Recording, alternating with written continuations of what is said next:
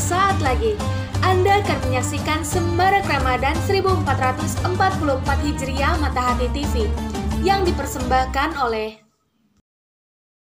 Hadapi bulan Ramadan dengan penuh ketenangan bersama Brimo.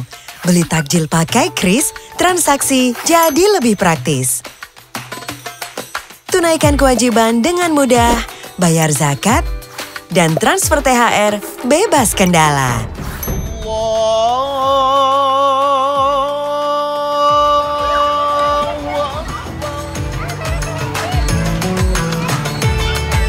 Setor tunai tanpa kartu, jadi solusi cepat dan lebih aman pakai Brimo.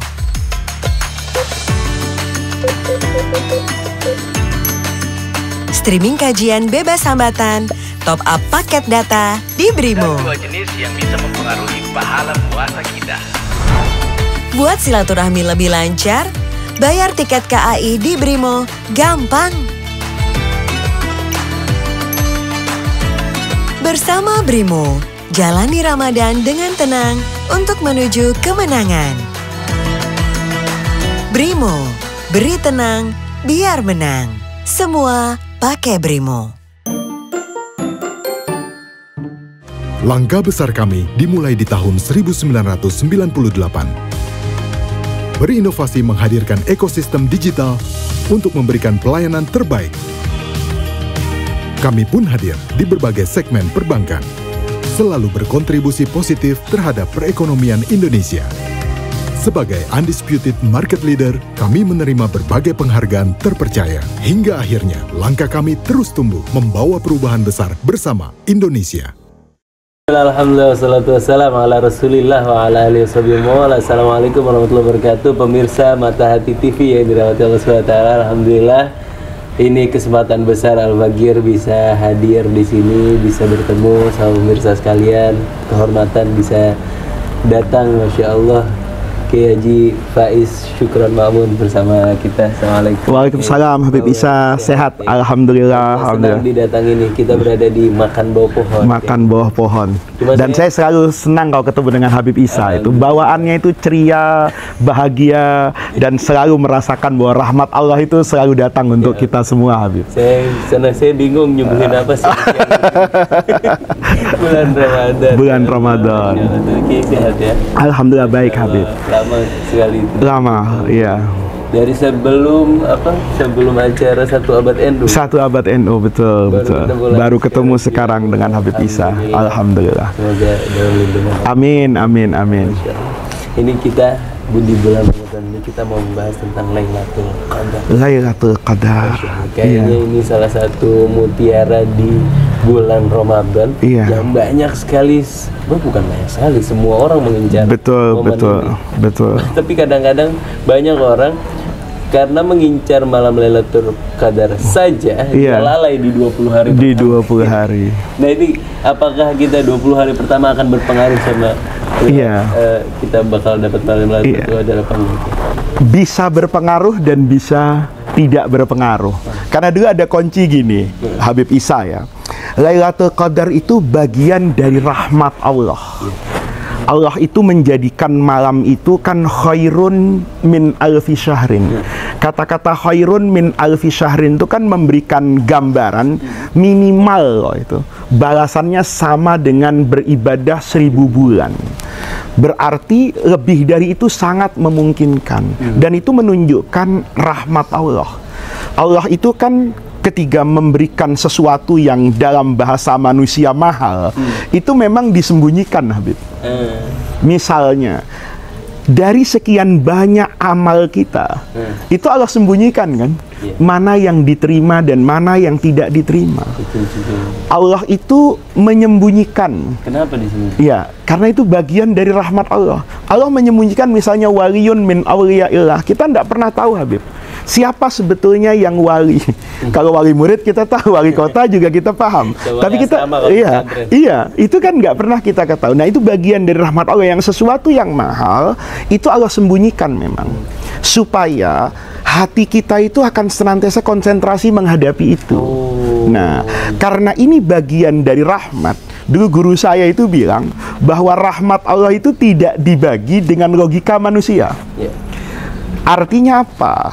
Boleh jadi ada orang mendapatkan Lailatul Qadar itu tanpa persiapan sama sekali.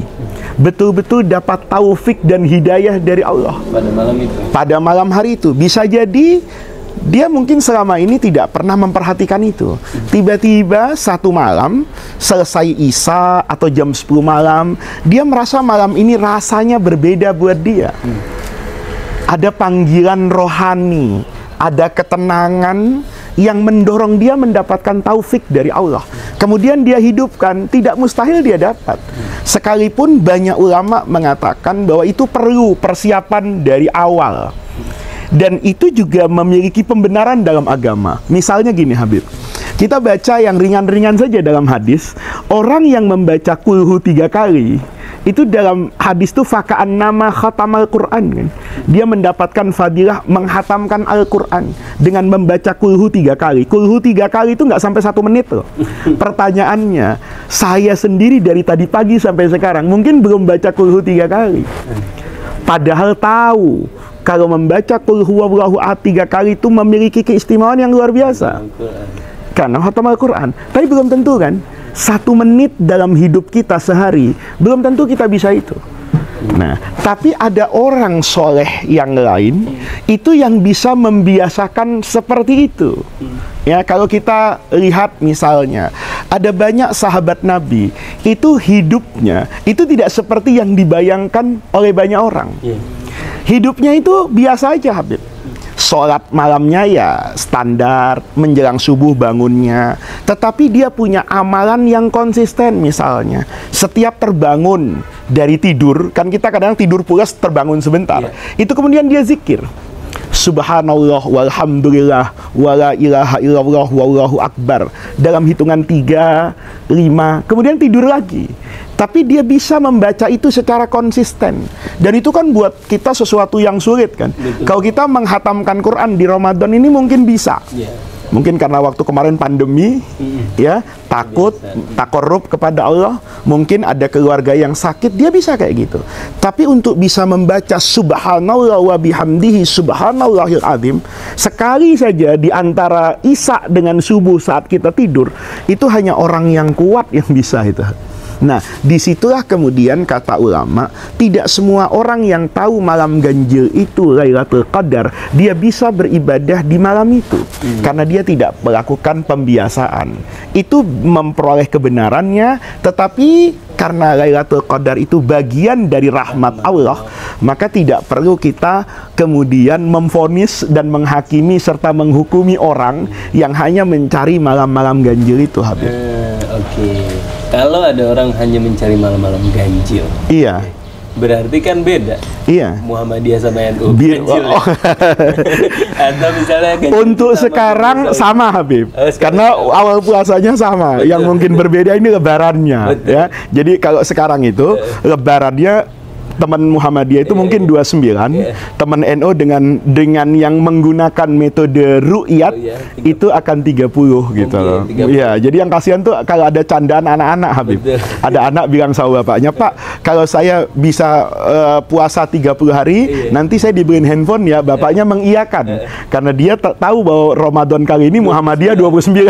Berarti anaknya kan tidak sampai 30. Nah, yang seperti ini Habib, ada aspek yang harus kita ingat pada teologinya. Apa? Tanggal, hari, waktu itu buat saya Habib, tidak buat Allah. Gitu loh. Allah itu tidak mengenal kemarin, sekarang, dan besok. Wujudnya Allah dalam ilmu kalam itu tidak kemudian dipahami oleh yang beragam. Ini satu gambaran saja Habib. Kita mengenal wujud itu satu, hanya Allah. Allah itu yang dikatakan wajibul wujud kan. Nah, adapun wujudnya Habib, wujudnya saya, wujudnya kucing, wujudnya pohon, itu bukan wujud kan, tapi diwujudkan oleh yang maha mawujud ini. Nah, sehingga itu menjadi satu kesatuan waktu. Nah, ketika Allah menurunkan rahmat itu, kan sebetulnya tidak ada tanggalnya Habib. Gitu loh. Tetapi ada tanggal itu buat manusianya kan. Oleh karena itu kita tidak perlu khawatir. Jangankan NU dengan Muhammadiyah, Indonesia dengan Amerika saja itu berbeda-beda Habib. Dan ketika itu sudah berbeda-beda, itu nanti diurus oleh Allah Subhanahu wa Ta'ala. Misalnya saja Habib ya, ini soal waktu ya. Kalau saya terbang dari Indonesia misalnya ke Amerika lewat Jepang, Jumat pagi, saya Jumatan di Jepang Habib. Nanti sampai ke Amerika itu Jumat pagi Habib. Nanti orang sholat Jumat lagi kan. Sementara sholat Jumat itu ada nisabnya Habib. Seminggu cuman sekali Habib. Habib kan nggak bisa sholat maghrib 2 kali dalam sehari. Nah pertanyaannya, ketika saya sampai di Amerika Jumat pagi, itu saya wajib Jumatan nggak Habib? Itu menarik. Atau Jumatnya hilang Habib, dibalik dari sana gitu loh, terbang hari Kamis sampai di Jakarta hari Sabtu. Kita nggak ada Jumatan. Kita nggak ada Jumatan. Karena perbedaan waktu yang seperti itu gitu. Lain ketika Jumatannya ada di udara misalnya. Enggak, memang nggak ada. Nah, yang seperti itu kita serahkan kepada Allah. Kita tidak perlu memikirkan Lailatul Qadar ini versi NU, Muhammadiyah, Amerika atau Indonesia. Tetapi yang saya tahu perintah Nabi, iltamisuha, cari dia pada 10 hari terakhir di Ramadan dan juga utamanya pada tanggal yang ganjil. Oke. Itu Mungkin kalau dispesifikan khusus gitu kayak tadi. Iya. Kalau kayak surat Al-Ikhlas khusus dapat langsung. Orang jarang yang baca. Kalau disamarkan gitu kan bentuk rahmat Allah biar kita rajinnya panjang. Rajinnya panjang. Nah, itu di antara bagian dari rahmat Allah juga gitu. Jadi ketika kita memahami rahmat Allah, itu menjadi menarik Habib. Bahkan ada hadis lain yang juga mengatakan tidak harus pada malam ganjil, malam-malam itu. Bisa jadi malam Idul Fitri. Ada pendapat yang mengatakan begitu. Gitu loh. Nah, kan kalau bahkan Habib ya, Lailatul Qadar itu identik dengan Ramadan. Itu kan setelah adanya umat Islam. Gitu, iya kan? Dan harus diingat juga bahwa Lailatul Qadar itu bagian dari rahmat Allah untuk umat ini kan. Sehingga kemudian diidentikan dengan Ramadan dan diidentikan dengan puasa gitu loh. Tetapi pada hakikatnya malam itu kan ada. Malam itu kan ada gitu. Itu yang harus selalu kita ingat gitu. Kalau kita baca surat Al-Qadar kan inna anzalnahu fi lailatul qadar. Iya. Kenapa malam Lailatul Qadar nggak pas nuzulul Quran? Itu yang kemudian dibedakan Habib. Nih, itu yang ingin saya sampaikan juga. Inna anzalnahu fi lailatul qadar.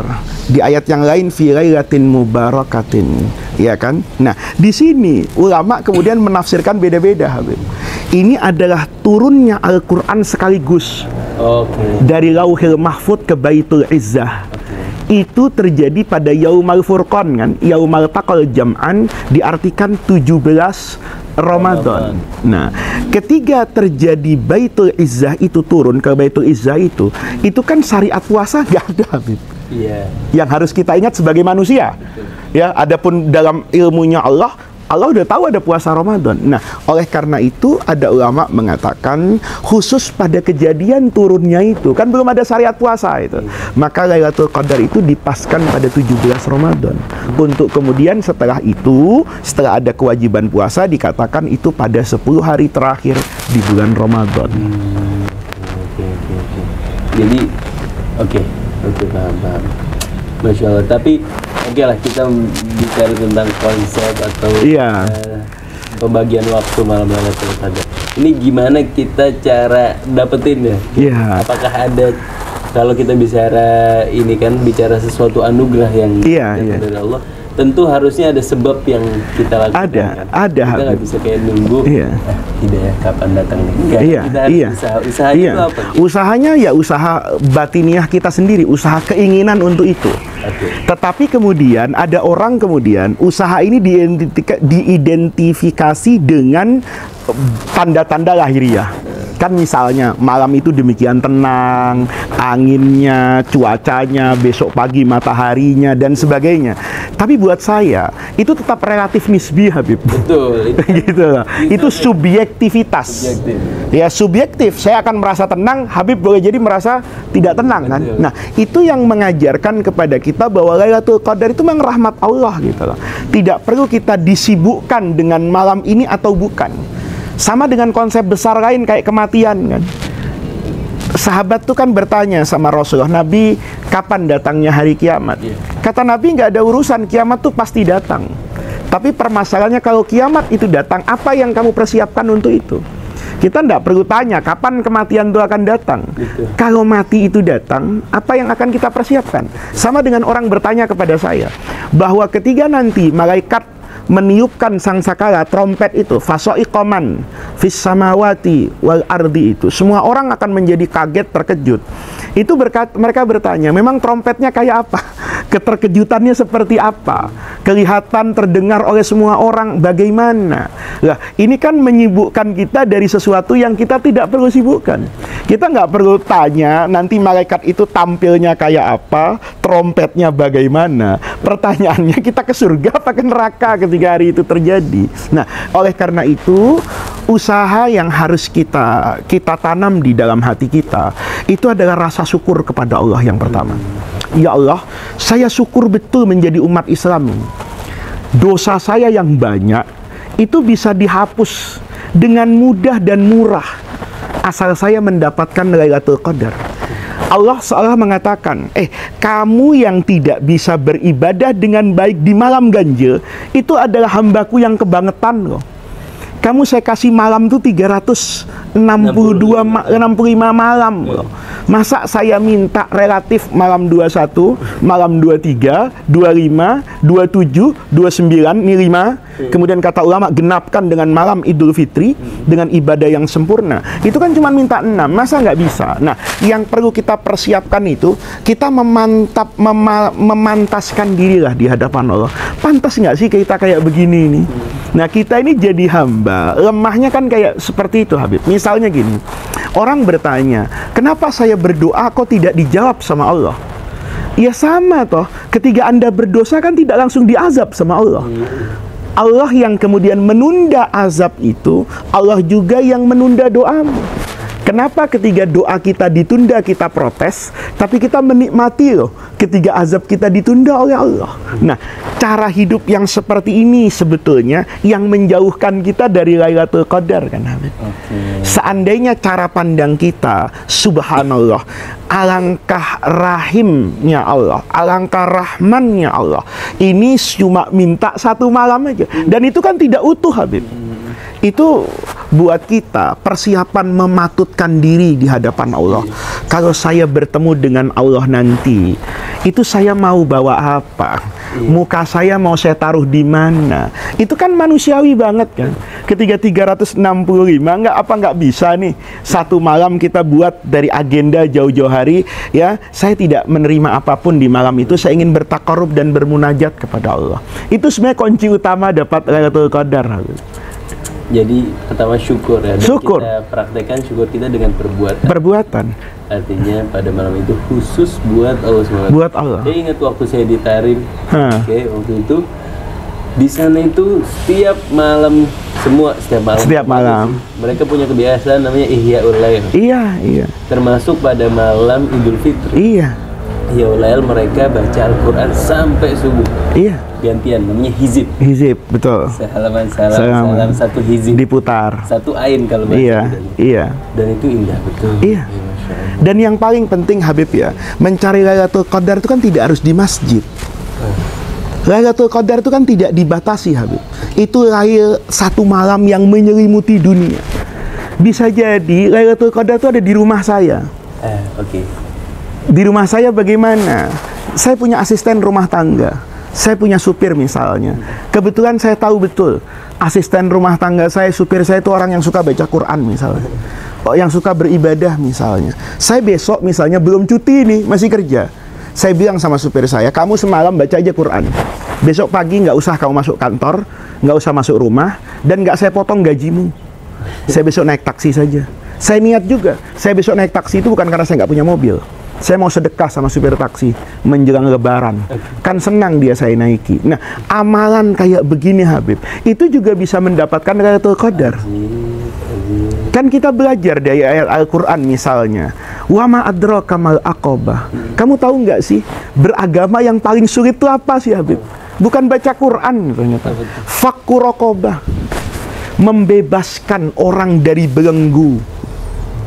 Ini jangan lupa, para pemirsa Mata Hati TV yang kaya misalnya, malam hari itu cari orang yang terbelenggu oleh hutang. Ini mau lebaran, jangan sampai nanti dia merasa malu bertemu dengan orang yang dia belum bisa melunasi hutangnya. Cari Lailatul Qadar dengan fakku raqabah au it'amun fi yaumin dzi masghabah. Kalau saya memberi saat saya kaya itu wajar. Tapi saat saya ada dalam kelaparan dan mau berbagi, itu luar biasa. Siapa yang saya bagi? Yatiman dza makrobah. Nih, anak yatim yang punya hubungan kekerabatan. Ini sering loh Habib, kita kalau ngasih ke orang itu merasa sedekah. Tapi kalau ngasih ke keluarga itu merasa pahalanya berkurang. Padahal agama bilang yatiman dza makrobah. Karena ketika kita memberi perhatian kepada orang yang dekat, itu kan memang kita tidak mengharapkan balasan apapun. Kalau saya datang ke panti asuhan, itu kadang merasa gagah Habib. Wah, ini amal soleh yang luar biasa. Memang luar biasa. Tetapi jangan lupa loh, kata Rasulullah, apa yang kau letakkan di mulut istrimu atas nama cinta dan hubbul khair, itu artinya juga sedekah. Boleh jadi Habib, saya punya anak di pesantren. Ya, selama Ramadan ini mereka mungkin hidup dengan keterbatasan di pesantren. Begitu Lailatul Qadar, ya kan? Itu kan mulai dari apa itu? Ghurubus syamsi kan. Maghrib itu kan. Maka saya bilang sama anak-anak saya, yuk kita makan sama-sama. Kita makan ke kafenya Habib Isa, ini luar biasa nih, nyamannya. Makan itu menyenangkan orang. Bisa jadi itu juga bagian dari mencari Lailatul Qadar. Saya mau tanya, amalan apa yang paling disukai di malam Lailatul Qadar? Kalau saya berpikir, iya, jadi kita kayak Rasulullah tuh ya. Nabi itu Ramadan itu kan hebatnya. Hebatnya di mana? Kata hadis itu, Nabi itu adalah jawadun karim, orang yang sangat dermawan. Tapi ajwadu ma yakunu fi Ramadan. Dermawannya Rasulullah itu fi Ramadan. Hina yalqahu Jibril. Nabi itu dermawannya luar biasa, Habib. Dermawan bukan cuma uang, waktu. Nabi itu yang dijaga oleh Allah. Wallahu ya'simuka minan nas. Nabi itu maksum. Tapi Ramadan itu mudarasatul Quran, tadarrus dengan malaikat Jibril tapi ya. Nah, kalau saya dengan Habib Isa tadi kan kayak ditarim kita baca sama-sama mudarasatul Quran. Nah, ini menunjukkan Nabi itu di Ramadan itu dermawan. Dermawan, Quran, qiyam. Kemudian doa yang paling diajarkan oleh Nabi di malam Lailatul Qadar kepada Ummul Mukminin Aisyah. Itu kan Aisyah bertanya, "Ya Rasulullah, apa yang harus saya baca kalau saya bertemu dengan Lailatul Qadar?" Kan Nabi diajarkan doa pendek. Allahumma innaka afuwun karim. Tuhibbul afwa fa'fu anna. Ini afuun, ini juga akhlak yang identik dengan keterdawanan. Karena orang itu membedakan antara sifat ghufran dengan sifat al-afu. Ya. Di malam Lailatul Qadar kita tidak diminta Allahumma gfirli. Iya. Tapi afuun. Karena ada ulama yang memaknai kalau ghufran, ampunan, itu dosanya diampuni, tapi catatannya tetap ada. Jadi kalau orang dapat maghfirah, itu nanti di akhirat Allah kasih tahu, nih dosamu ini, tapi sudahlah, saya ampuni, masuk surga. Kalau afuun, itu nggak ada pembahasan lagi, Habib. Dihapus catatannya, kebaikan, masuk langsung ke surga. Nah, amalan yang bagus di hari Lailatul Qadar itu kayak afuun, Habib. Catatan hutang orang hapus aja sudah. Kalau Anda kaya, gitu. Nggak usah dibahas-bahas lagi, Habib. Jadi nggak usah Habib cari orang yang berhutang, pernah makan di kafe sini nggak bayar. Hutangmu nih belum lunas ya, tapi sudahlah, Ramadan saya maafin. Nggak usah begitu. Nggak usah cari orangnya. Tapi sudah maafkan semuanya. Atau dia mau bayar gimana? Nah, itu alhamdulillah. Gitu kan. Tapi ketika dia, ini namanya perilaku, yang itu namanya perilaku yang sama kan, ya. Jadi Allah itu ngajarkan afuun karim. Nah, saya juga berperilaku kepada manusia itu afuun, hapus saja catatannya, gitu loh. Nah, ini ibadah yang sangat dianjurkan. Sholat juga gitu, Habib. Udah nggak usah diingat-ingat. Selama badan sehat malam itu ya sholat aja, nggak usah dihitung gitu. Kita kan ngitung, udah 20 cukup kayaknya gitu. Tapi badan masih sehat, ya terus saja. Nah, itu namanya keserasian. Kita katakan, ya Allah, sebagaimana saya melupakan semuanya, Engkau lupakan semua khilaf dan dosa saya. Kalau di Quran bahasanya wa anta'fu wa antasfahu ala tuhibbuna ayyafirallahu lakum. Ya itu. Apakah kamu nggak mau Allah betul maafin orang dulu? Maafin orang dulu. Itu luar biasa, Habib. Itu yang kita tidak membahas amalan tertentu. Saya pikir pemirsa ini sudah fasih lah untuk zikir, untuk apapun apa. Tapi ada yang selalu hilang, aspek ibadah yang bersifat kemanusiaan. Dan itu luar biasa pahalanya, Habib. Malam Lailatul Qadar itu kalau bisa kita niat betul. Semua orang yang punya salah sama saya udah saya maafin semua. Kita boleh jadi lupa, Habib. Malam itu kita mungkin tahajud tapi masih marah sama orang. Padahal dulu Syekh Sya'rawi itu cerita, Habib, di majelisnya itu menarik buat saya. Cara Allah itu bukan saja mengampuni dosa orang yang tidak bisa diampuni kecuali dengan ampunan orang tertentu. Ini bicara tentang hak adami. Hak adami itu kan tidak akan kita masuk surga kalau masih memegang tanggung jawab kita terhadap hak adami. Saya pernah menyakiti Habib Isa, maka saya biar sholat, biar apa, biar minta ampunan sama istighfar, kan nggak diampuni sebelum Habib Isa memaafkan. Tapi kata Allah, Allah itu kalau sudah bagi-bagi rahmat dengan syaratnya Allah, itu luar biasa. Gimana? Ada orang nih, kata Syekh Sya'rawi, menghadap di hadapan Allah tuh. Anggap aja biar kita nggak ribah, contohnya Habib Isa dengan saya. Saya ini punya dosa sama Habib Isa. Maka Habib Isa minta pertanggungjawaban di hadapan Allah. Ya Allah, Faiz ini, ya, ini dosanya menyakiti hati saya, menzalimi, ngambil tanah saya. Kata Allah, kamu maunya apa, Habib Isa? Kata Habib Isa, ya saya mau ambil sholatnya Faiz buat saya. Allah katakan, Faiz sudah nggak punya sholatnya, sudah diambil orang-orang lain. Habib Isa terus ngomong, kalau gitu, gimana kalau dosa saya saja saya lempar kepada Faiz? Apa kata Allah? Loh, Habib Isa mau ngaku punya dosa di hadapan saya. Semua orang kan takut untuk menyatakan ada dosa. Sekarang Habib Isa mau, dosanya saya hitung-hitung. Jangan dong. Jangan dong. Kata Habib Isa, lalu bagaimana Allah? Kenapa nggak dengan cara yang lain?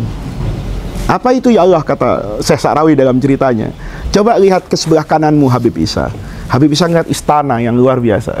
Maka saking indahnya Habib Isa lihat, nanya sama Allah, Allah, itu istananya Nabi siapa? Karena nggak pede, itu kayaknya bukan bagian saya, itu terlalu bagus, itu Nabi. Kata Allah, enggak, itu istana saya siapkan buat orang yang mau bayar. Maka Habib Isa bertanya, memang berapa ya Allah harganya?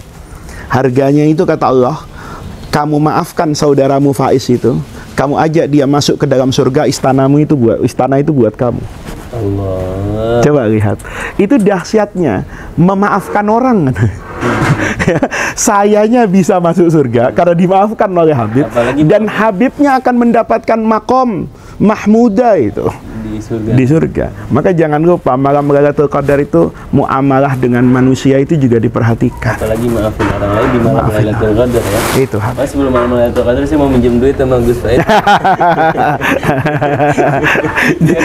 biar dimaafin dan biar dikasih. Dan itu juga baik, Habib. Ya, jadi kalau ada orang seperti itu Imam Hasan Basri itu selalu bilang, marhaban biman yahmilu zadi ilal akhirah. Jadi kalau ada orang mau pinjam uang sama saya dan saya punya itu, saya merasa bergembira, Habib. Alhamdulillah, jalan ke surga dibuka oleh orang yang mau minjam uang sama saya. Kan man dzalladzi yuqridullaha qardan hasanan. Itu kata Allah, fayudha'ifahu lahu ad'afan. Jadi ini dengan niatan yang baik. Tapi jangan lupa ya, orang yang berbuat aneh-aneh di malam Lailatul Qadar juga itu sangat tidak berakhlak di hadapan Allah. Malam yang baik masih juga melakukan maksiat, itu rasanya berbahaya sekali ya. Oke, ini untuk di bulan Ramadan ini apa tandanya orang yang dapat malam Lailatul Qadar? Iya, pahala-pahala besar, Habib ya. Seperti haji. Kan dikatakan haji mabrur itu tidak ada balasannya kecuali surga. Sama dengan Ramadan kan, yang sukses itu kayaumin waladathu ummuhu. Oleh karena itu kata guru saya, orang tuh sukses tidak suksesnya Ramadan itu terlihat setelahnya. Dampaknya. Nah, kalau dampaknya dia keluar dari madrasah Ramadan, ya kayak kita sekolah, dapat ijazah, orang kan ngelihat ini Faiz nih sekolah bener nggak di situ sih? Kan kelihatan ilmunya. Ketika tiba-tiba saya mengaku sekolah di pesantren, keluar dari pesantren baca marfu'nya kacau, mansubnya kacau, orang bilang, wah ini nggak naik kelas kemarin di pesantren, wah ini jangan-jangan nggak ngaji. Sama dengan Ramadan. Kalau kita ingin sukses Ramadan ini terlihat ya setelah Ramadan. Gimana? Ibadah, ubudiyah, penghambaan kita kepada Allah sama dengan Ramadan. Dan akhlaknya sama manusia. Sama, ya? betul. Itu kunci kesuksesannya Habib Isa. Masya Allah, syukuran. Afwan. Ya, Faiz, Sama-sama Habib. Dan berkah dan bisa bermanfaat buat pemirsa Mata Hati TV semuanya, dan bisa menjadi wasilah hidayah buat kita semua. Mari sama-sama kita baca doa kafaratul majelis. Subhanakallahumma bihamdika asyhadu an la ilaha illa anta astaghfiruka wa atubu ilaik. Assalamualaikum warahmatullahi wabarakatuh.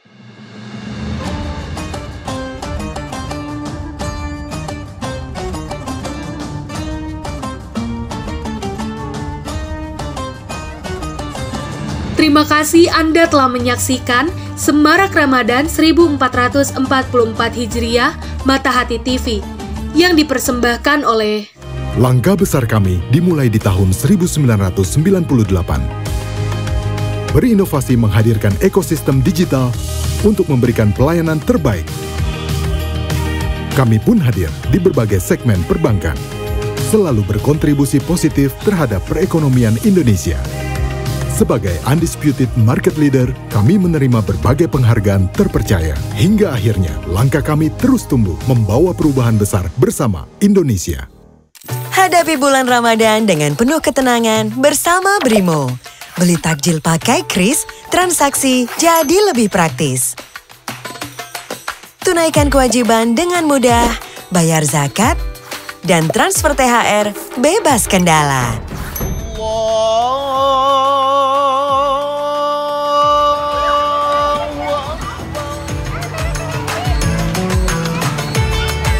Setor tunai tanpa kartu, jadi solusi cepat dan lebih aman pakai Brimo.